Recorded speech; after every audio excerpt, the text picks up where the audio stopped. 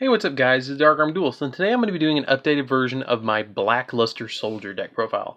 Now this deck is really interesting. It makes one of the most iconic monsters of all time, and that is Blackluster Soldier. You actually even play one of the original Blackluster Soldier OG monsters that Yugioh summoned against My Valentine in the original Duelist Kingdom arc, which was really cool. I'm really proud to actually say that you can make this card, and it's kind of viable to make in the old school or the new format with it being an old school card. But without further ado, guys, let's get into the Gateway of Chaos and see how we play this Master of Chaos.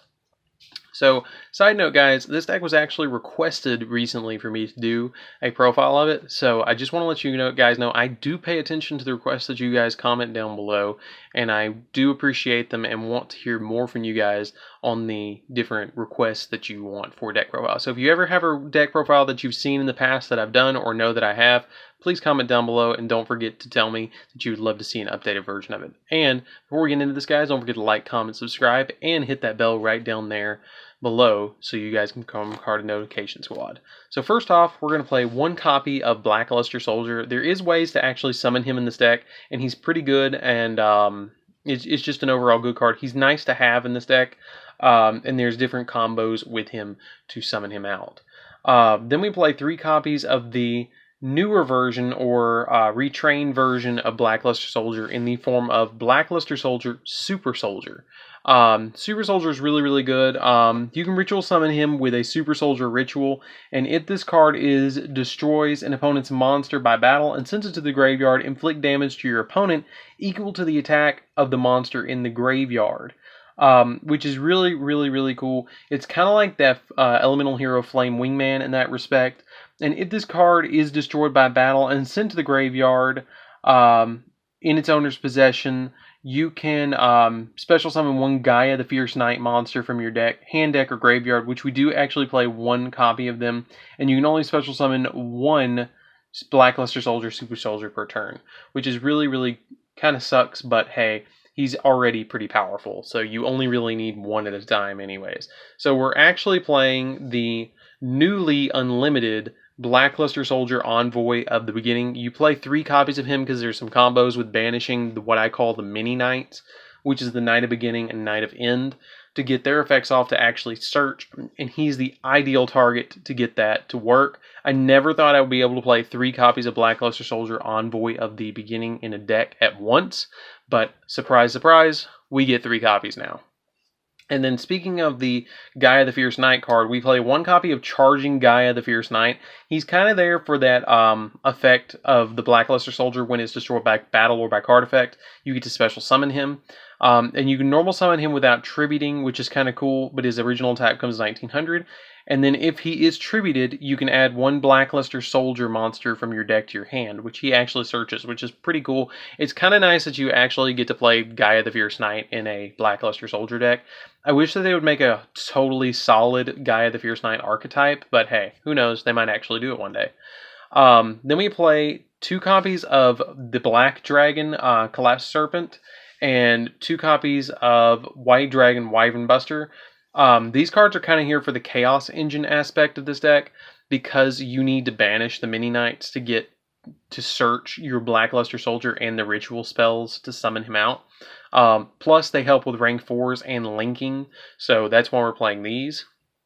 3 copies of Manju, because it's pretty staple in every ritual deck that you play Manju, because he gets you either the ritual spell or the ritual monster that you need to correspond to summon the one that you want to summon. In this case, it's Blackluster Soldier.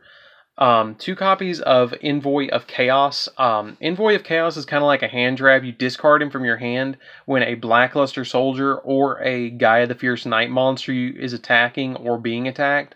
And it increases the monster's attack by 1500, which makes your Blackluster Soldiers go up to 45, which I know why they did this. They did this in order to make it as big as a Blue Eyes Ultimate, because it already has the stats of Blue Eyes White Dragon, which is pretty cool. And then its other effect is that if it's in the graveyard once per turn during the end phase, if this card is in your graveyard, you can banish 1 light and 1 dark monster and add this card back to your hand. So it's a renewable battle trap, or battle hand trap, which is kind of cool. The other monsters that we're playing, let me move these up here really quick, guys, so we can kind of keep going. The other ones that we play is the Mini Knight, and that is 3 copies of Beginning Night and 3 copies of Evening Twilight Night. I just call these guys kind of like the Mini Knights anyways. Each one of them, when you use them to ritual summon Blackluster Soldier, gives him special abilities. The Beginning Night gives him the ability that once per turn you can target one monster your opponent controls and banish it. And when this card destroys an opponent's monster of battle and sends it to the graveyard, it can make a second attack in a row, which is pretty cool. And if this card is banished from your graveyard, you can add 1 ritual spell, which is what I was talking about earlier. And then Evening Twilight Night does the effect of once per turn you can target 1 monster your opponent controls and banish it. And then, once per turn, you can banish 1 random card from your opponent's hand face down until the end of the next end phase. End of your opponent's next end phase, which is pretty cool. And if it's banished, you can add 1 ritual monster from your deck to your hand, which is kind of cool as well. Because what they do is they kind of like, once you ritual summon the first time, you're set up to ritual summon again next turn, which is really, really, really nice. But you're usually going to use one or the other. You're usually going to use both of these to ritual summon a Blackluster Soldier. So that's when I play those. And then my final 2 cards I'm playing in this deck is 2 copies of Goblinberg.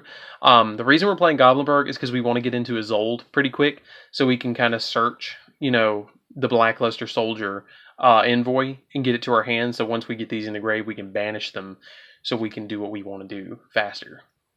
So that's it for the monsters, guys. I know, big monster lineup. Sorry I had to move them because we had such a big, monster lineup. But hey, you do what you got to do. But that's it for the monsters. Let's get into the spells. We actually only play 1 trap in the deck, so it should be pretty big spell lineup too. So, I mean, look at that. That's a big monster lineup. We got to have a lot of tribute fodder. So we're playing 1 copy of Reinforcements of the Army. I wish this would go back up to more than 1. Who knows, next list it might go up more than that. I don't know, with Gokis and stuff like that running around, we might not get that. 1 copy of Monster Reborn. Monster Reborn kind of just brings back what we need in the deck. It's really good to bring back like your Gaia the Fierce Knight and stuff like that, so you can kind of do what you want to do, or bring back like Goblinberg or something like that, or even one of your link monsters so you can link up a little bit higher.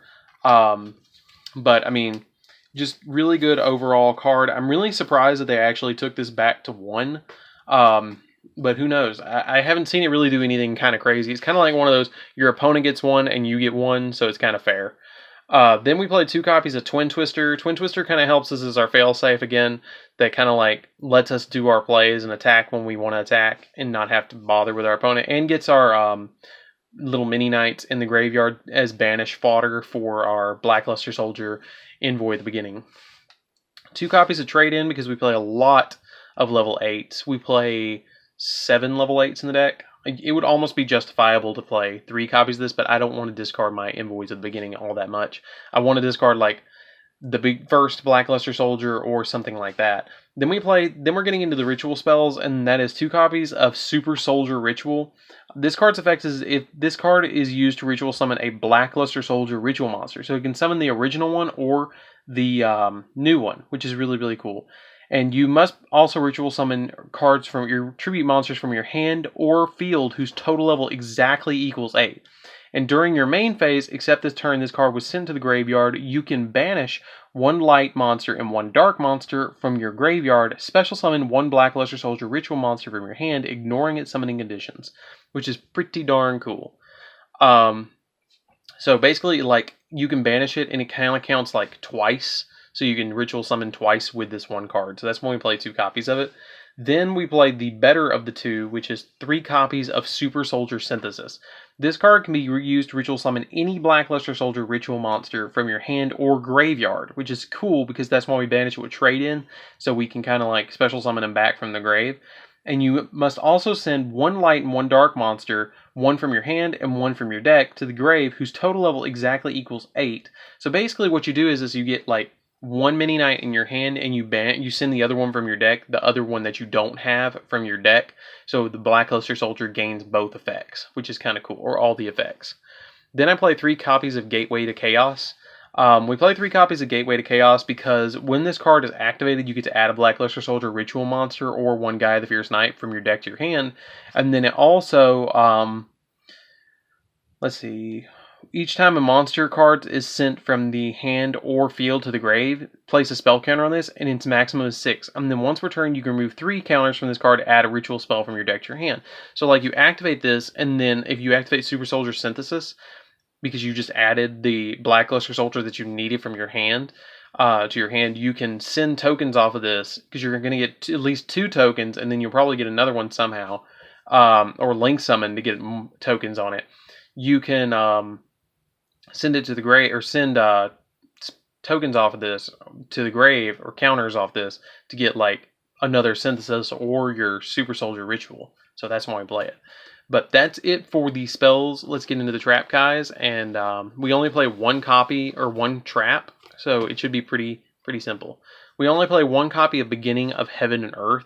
I think this card is really neat. You reveal 3 warrior monsters from your deck, including at least 1 Blackluster Soldier or a Guy of the Fierce Knight, and your opponent randomly picks 1, and you add it to your hand if it is a Blackluster Soldier or Guy of the Fierce Knight, and you send the rest of them to the grave. Really good to kind of deck thin a little bit. I love the artwork of this. It's just really cool. I would love to see this as like a holo, but hey, it's really good.